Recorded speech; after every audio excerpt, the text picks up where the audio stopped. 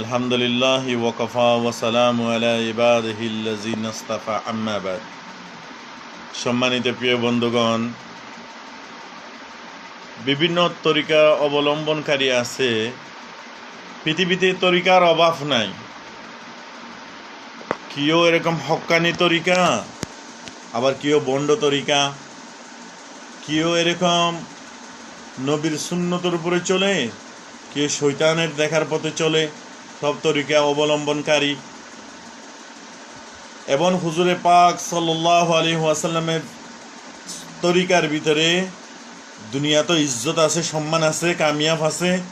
আখিরাতে ইজ্জত আছে, সম্মান আছে, কামিয়াব আছে। এখন আপনি কোন তরিকাতে চলবেন?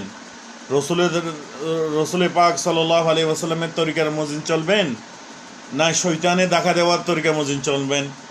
তাহলে শয়তান তো দেখা যায় না, কিন্তু শয়তান রূপী কিছু ইমান চোর, শয়তান রূপ নিয়ে কিছু ইমান চোর, তারা আমাদের ইমানকে হরণ করে, আমাদের ইমানকে ছিনাই আনে, আমাদের কলবের থেকে ইমানকে ছিনিয়ে আনিয়ে দামি জিনিসটাকে, এবং ওই শয়তানের প্রেতাত্মা যারা এরকম বড় বড় এরকম টাইটেল নিয়ে মানুষকে শিরিকের দিকে টাইনা নিয়ে যায়, মানুষকে বেদাতের দিকে টাইনা নিয়ে যায়, মানুষকে শরীয়তের থেকে টাইনা নিয়ে যায়, মানুষকে এরকম হাকিকাত, এরকম মারফত মানে কি?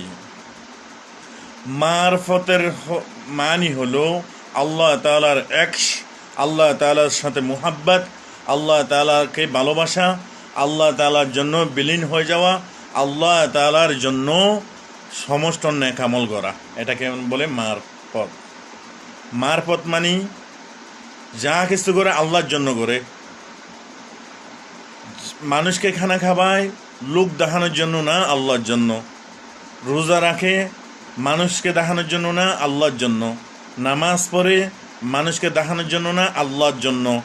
যা নেক আমল করে আল্লাহ তাআলাকে সন্তুষ্টির জন্য করে।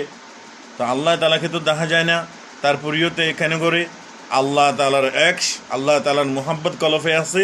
এই জন্য আল্লাহ তাআলাকে আল্লাহ হিসেবে এরকম পরিপূর্ণ বিশ্বাস করে। ও ইমানদার চারটার তরিকার ভিতরে চলে সবসময়। শরীয়ত